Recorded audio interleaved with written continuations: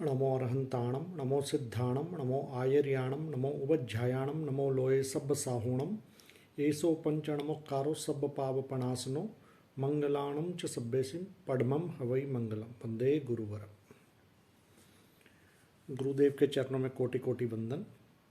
हमारा जैन सिद्धांत दीपिका का स्वाध्याय चल रहा है। इसके प्रथम प्रकाश में हमने पहले 3 आस्तिकायों के बारे में जाना, धर्मास्तिकाय, अधर्मास्तिकाय एवं आकाशास्तिकाय। उसके बाद हमारी चर्चा पुद्गलास्तिकाय पे चल रही थी। उसमें हम अब अगला सूत्र करेंगे जो कि इल्यूमिनेटर ऑफ जैना टीनेट्स में 15 नंबर है और 2016 जैन सिद्धांत दीपिका के संस्करण में यह 13 नंबर सूत्र है। परमाणु स्कंदश्च। पुद्गल के 2 भेद हैं, परमाणु और स्कंद। पुद्गल के 2 भेद हैं, परमाणु और स्कंद। अविभाज्य है परमाणु। अविभाज्य पुद्गल को परमाणु कहते हैं। जो पुद्गल का अविभाज्य अंश है उसको परमाणु कहते हैं। परमाणु का अर्थ है परम प्लस अणु, अल्टीमेट एटम। इसकी इंग्लिश बनेगी अल्टीमेट एटम। परमाणु सर्व सूक्ष्म होता है, इसमें लिखा गया है, इसलिए वह अविभाज्य होता है। परमाणु का लक्षण बताते हुए पूर्वाचार्यों ने लिखा है, जैसे जो पौद्गलिक पदार्थों का अंतिम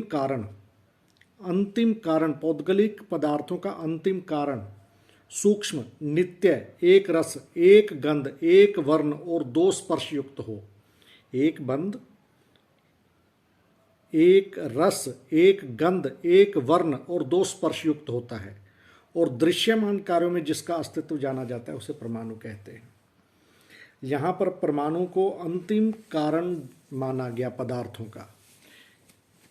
लेकिन एक बात समझने की है, क्या परमाणु हमेशा ही कारण होगा? क्या कभी कार्य नहीं होगा? नहीं, ऐसा नहीं है। वह कार्य भी होगा। कब? जब द्विप्रदेशी स्कंद टूटेगा। द्विप्रदेशी स्कंद टूटने से 2 परमाणु बिखर जाएंगे, तब परमाणु अपने आप में कार्य होगा। त्रिप्रदेशी स्कंद जब टूटेगा उसमें या तो 3 परमाणु अलग अलग बिखर जाएंगे, जब एक द्विप्रदेशी स्कंद और एक परमाणु, तो जो परमाणु होगा वो वहां पर भी कार्य रूप होगा, कारण रूप नहीं। एक और ग्रंथ है हमारा जैन आगम्य दर्शन, वहां से मैं कुछ परमाणु के बारे में पढ़ रहा हूं आपके लिए। पुद्गल द्रव्य के सूक्ष्मतम इकाई को परमाणु कहते हैं। पुद्गल द्रव्य की सूक्ष्मतम इकाई को परमाणु कहते हैं। धर्मास्तिकाय, अधर्मास्तिकाय, आकाशास्तिकाय में किसी को भी परमाणु नहीं कहा जाएगा। वहाँ जो परमाणु है वह प्रदेश रूप है, क्योंकि वो संघात्मक है, वो कभी अलग नहीं हो सकता।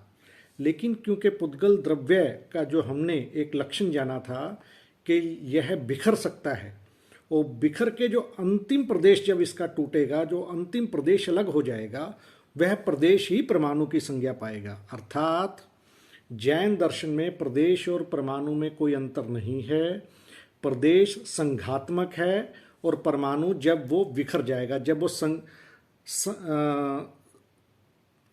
वह संघात रूप में नहीं होगा, अकेला होगा, तब वह परमाणु कहलाएगा। जब वो स्कंद का पार्ट नहीं होगा तब परमाणु कहलाएगा। परमाणु से और कोई छोटा भेद पुद्गल का हो नहीं सकता। क्यों? क्योंकि यह अंतिम है। परमाणु अभेद्य है, इसको नहीं भेद सकते।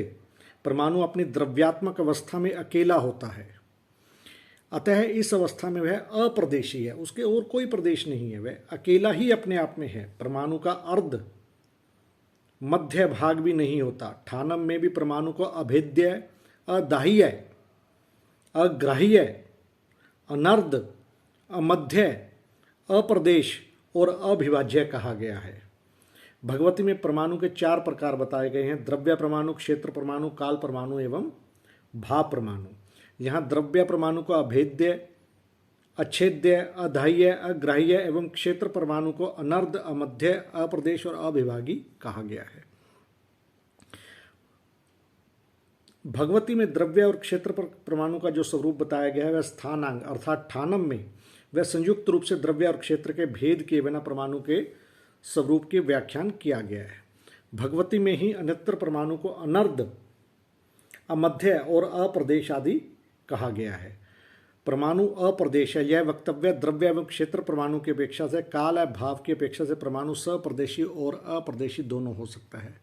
अर्थात जो परमाणु पहले समय का है वो अप्रदेशी काल की अपेक्षा से, और जो दूसरे समय का है वह सप्रदेशी।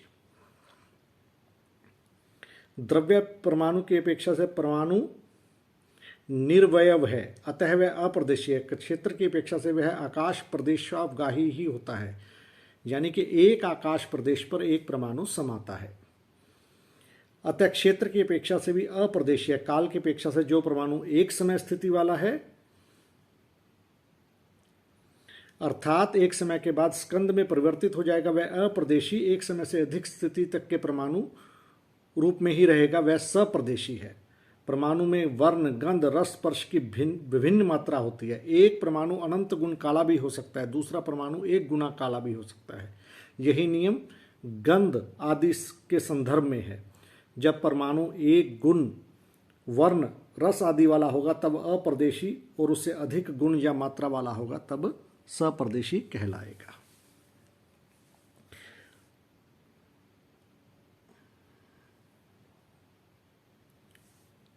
जैन दर्शन के अनुसार अस्तित्व विरोधी धर्मों का समवाय है। प्रत्येक वस्तु में एक साथ एक ही काल में विरोधी धर्मों की सहवस्थान है। परमाणु पुद्गल में भी यही नियम घटित होता है। वह शाश्वत भी है, अशाश्वत भी है। द्रव्यार्थ की अपेक्षा वह शाश्वत है, एक वर्ण, गंध, रस, स्पर्श, पर्याय की अपेक्षा अशाश्वत है। क्योंकि वर्ण, गंध, रस, स्पर्श असंख्यात काल तक वह सेम रूप में रह सकता है, उसके बाद उसका वर्ण, गंध, रस, स्पर्श आदि चेंज होगा ही होगा। इस कारण से वह अशाश्वत है।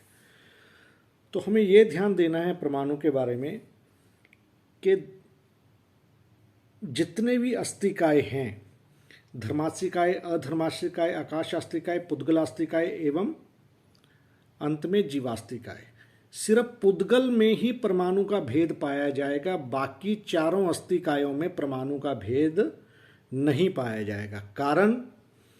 कारण क्या है कि उनके जो प्रदेश हैं वो हमेशा संघात्मक रूप में रहेंगे, कभी अलग अलग नहीं हो सकते। और जब पुद्गल का वही प्रदेश, अंतिम प्रदेश अलग अवस्था में आ जाएगा तो उसका नाम होगा और संज्ञा पाएगा परमाणु, परम अणु। इसके बारे में और कुछ पुराने नोट्स हैं जो मैं आपको पढ़ के सुना रहा हूँ। जैन दर्शन में अस्तित्व का मतलब है परमाणु अथवा परमाणु स्कंद। धर्मास्तिकाय, अधर्मास्तिकाय, आकाशास्तिकाय और जीवास्तिकाय ये सब परमाणु स्कंद हैं। इनके परमाणु कभी इनसे अलग नहीं होते, इसलिए वह प्रदेश संज्ञा पाते हैं। पुद्गलास्तिकाय के परमाणु स्कंद से जुड़े भी रहते हैं, उससे अलग भी हो सकते हैं, इसलिए इसके परमाणु और परमाणु स्कंद दोनों ही अवस्थाएं प्राप्त होती हैं। परमाणु और प्रदेश में संघात्मक अंतर है, परिमाणात्मक कोई भी अंतर नहीं है। इसके अलावा हमारी यह बात पहले हो चुकी है, परमाणु अच्छेद्य, अभेद्य, अधाह्य, अग्राह्य, अनर्ध, अमध्य, अप्रदेश और अविभाज्य है। एक परमाणु कितने समय तक परमाणु के रूप में रह सकता है? कम से कम एक समय तक, उत्कृष्ट रूप से असंख्य काल तक वह परमाणु के रूप में रह सकता है। स्कंद पर भी यही नियम लागू होता है। यही नियम इनके गुणों के परिवर्तन यानी कि वर्ण, गंध, रस, स्पर्श पर भी लागू होता है कि मिनिमम एक समय, मैक्सिमम असंख्य काल तक वह सेम रूप में रह सकता है। गुणात्मक परिवर्तन गुणात्मक या रूपात्मक दोनों हो सकता है। जब गुणात्मक परिवर्तन होगा तो जैसे वह एक गुण लाल से दो गुण लाल हो जाएगा, तीन गुण लाल हो जाएगा, इसी तरह जब रूपात्मक परिवर्तन होगा तो वह लाल रंग से पीले रूप में परिवर्तन करेगा या किसी और रूप में परिवर्तन करेगा। इसके बारे में कुछ और बातें भी लिखी हुई हैं पुराने नोट्स में। परमाणु की गति स्व प्रेरित होती है, दूसरों के हिलाए वे नहीं हिलते हैं। परमाणु में न तो निरंतर कंप भाव होता है, ना ही निरंतर अकंप भाव। सप्रकंप अधिक समय तक वह नहीं रह सकता। सप्रकंप रहने के लिए जघन्य काल एक समय, उत्कृष्ट काल आवलिका का असंख्यात्मा भाग मात्र कहा गया है। किंतु परमाणु अप्रकंप बहुत अधिक समय तक रह सकता है। अप्रकंप रहने का जघन्य काल एक समय, उत्कृष्ट काल असंख्य काल। यदि बाहर का प्रभाव ना हो तो परमाणु की गति स्वाभाविक गति अनुश्रेणी में अर्थात सरल रेखा में होती है। यदि बाहर का प्रभाव हो तो परमाणु की दिशा के वेग में अंतर आ सकता है। ऋजु गति होगी अर्थात परमाणु आकाश प्रदेशों की जो प्रतर है, जो श्रेणी है, उसी में गति करेगा। जैसे ऋजु गति में जीव गति करता है वैसे ही परमाणु गति करेगा अगर बाहर का प्रभाव ना हो तो। अपनी उत्कृष्ट गति से एक समय में 14 रज्जु के लोक चरमान तक पहुंच सकता है अर्थात लोकांत से लोकांत, नीचे से ऊपर तक परमाणु एक समय में जा सकता है। इतनी ज्यादा उसकी गति है। परमाणु अपनी गति किस दिशा में करेगा यह अनियत है। स्थिर दशा वाला परमाणु एजन घूर्णन या स्थानांतरण या युगपत एकाधिक क्रियाएं भी कर सकता है। परमाणु की गति में वक्रता तभी आती है जब अन्य पुद्गलों का उसमें सहकार होता है, अन्यथा वो ऋजु गति में ही गति करता है। स्थिर परमाणु कब चलायमान होगा यह नियत नहीं है, असंख्यात काल भी बीत सकता है। मार्ग में आने वाले सब पदार्थों के बीच में से वह निकल सकता है। जैसे आहारक शरीर आदि या जीव जब मोक्ष जाता है, जब मार्ग में कोई भी हो वे वहाँ उसको क्रॉस कर जाते हैं, इसी तरह परमाणु भी क्रॉस कर लेता है। परमाणु किसी पुद्गल स्कंद से बंधा हो तो गति स्वतंत्र रूप में नहीं होती। यदि अति तीव्र वेग वाले दो परमाणु में टक्कर हो तो दोनों की गति में प्रतिघात पैदा होता है। इस तरह से आज हमने जो पुद्गलास्तिकाय का एक भेद है परमाणु, उसके बारे में जाना। परमाणु भेद और कहीं नहीं मिलेगा, धर्मासिकाय अधर्मासिकाय आदि में नहीं मिलेगा। परमाणु के रूल, बहुत सारे रूल भगवान महावीर ने बताए हैं, जिसके बारे में हम समय समय पर चर्चा करते रहेंगे। आज इतना ही। नमो अर्हंताणम, नमो सिद्धाणम, नमो आयर्यणम, नमो उवज्झायाणम, नमो लोये सब्ब साहुणम, एसो पंचणमोक्कारो सब्ब पावपणासनो, मंगलाणम च सभ्यसिम पद्मम हवै मंगल। वंदे गुरुवर।